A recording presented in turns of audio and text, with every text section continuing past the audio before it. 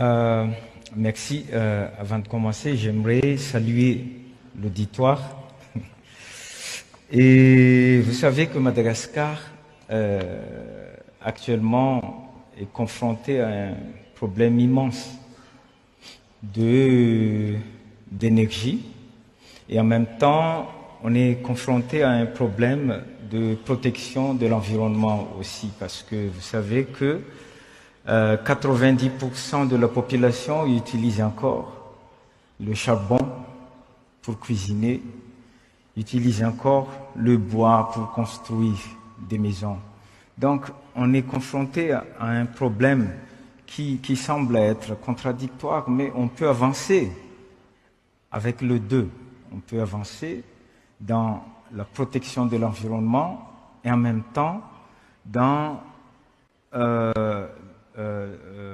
l'obtention d'énergie, parce qu'on a besoin beaucoup d'énergie à Madagascar. Vous savez que le problème politique qui a éclaté au mois de septembre, ça a été provoqué par le manque d'énergie et d'eau dans l'île. Donc pour Madagascar, ce n'est pas un problème. C'est vrai que c'est un défi immense, mais ce n'est pas un problème, on peut avancer dans la protection, l'augmentation de l'énergie. Pourquoi? Parce qu'on ne peut pas, il n'y aura pas de développement sans énergie. Les infrastructures d'énergie, Madagascar peut aussi avancer dans la protection de l'environnement. Comment vous comptez mettre ça en œuvre? C'est surtout la transition énergétique. Vous avez tous les éléments naturels. Tous les éléments, mais ce qui manque, c'est le leadership surtout, et les moyens pour avancer dans la transition énergétique et la mise en place des infrastructures pour garantir et pour donner plus d'énergie à la population malaise.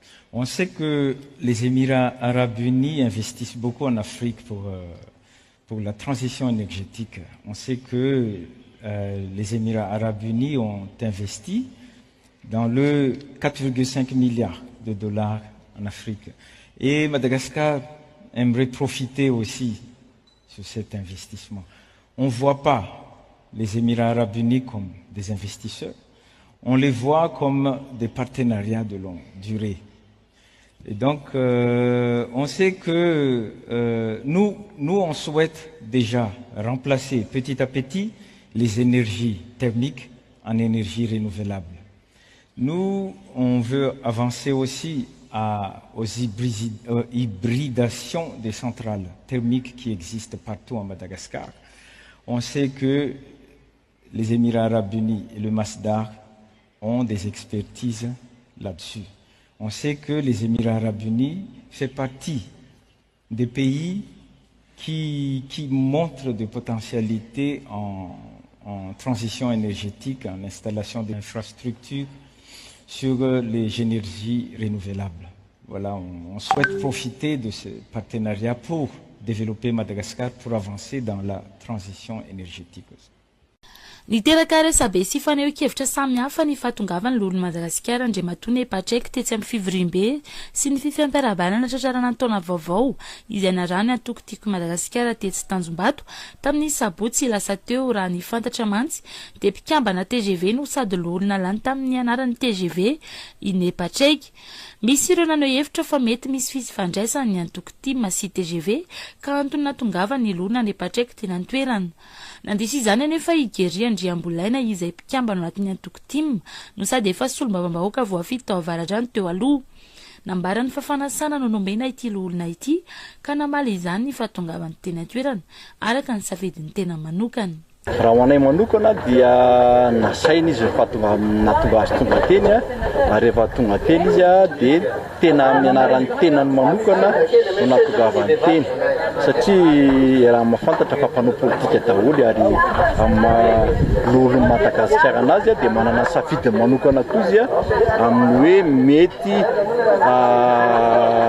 amalina an'ilay fanasana na tsy amalina an'ilay fanasana ihany koa ary tiana zany no manambara eto fa tena hoe nasaina izy tena nymaly an'izay fanasana zay a. Fisokafany antoko tiako Madagasikara amin'ny rehetra no nahatonga azy ireo nizara fanasana nafan'ilo olona nepatraiky tonga tetsy Tanjombato hoy kosa Rabekijana Solofery izay isan'ny mpikambana antoko tia manao sady solombavambaoaka teo aloha ihany koa mamelanja ny antoko tia manao olona nepatraiky nandritra ny lanonana raha ny fanazavana.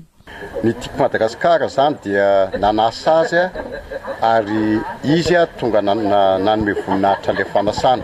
Midika izany fa ny antoko tiako Madagasikara dia président Ravalomanana dia niteny mihitsy manao ouverture isika. Fanaovana an'izay ouverture zay dia midika fa mivelatra ho an'ny rehetra zany satria politika ny lalaoviny. Ary faharoa koa dia nany gilet nanaovany dia gilet rouge, gilet mena. Misy antony matoa izy nanao an'izay zavatra zay ary fanomezana aja sy ny voninahitra ho an'ny mpanasa dia ny antoko tiako Madagasikara izany. Midika ho fampiadiana ny filohan'ny antoko tiako Madagasikara Marika Ravalomanana amin'ny filoham-panjakana Colonel Mikael Randrianirina ireny resaka inina voizina ireny makasika ny fifandraisan'ny TIM sy ny TGV hoy kosa i Parena Auguste filohan'ny antoko tsara tafo nandroany. Tsy manana laharana ambony na andraikitra ao anatin'ny antoko TGV ny olona nepatraiky fa olona tsotra ihany ny tenany. Fomba fiadin'ny antoko volomboasary izay efa tsy misy intsony ny fampiadiana mpanao politika hoy hatrany Parena Auguste. Manao alliance indray ny anao alliance ny TIM sy ny TGV ireny dia fampiadiana ny président Marika Ravalomanana sy président ampiadiana ary amin'ny président Randrianirina Mikael ihany le izy.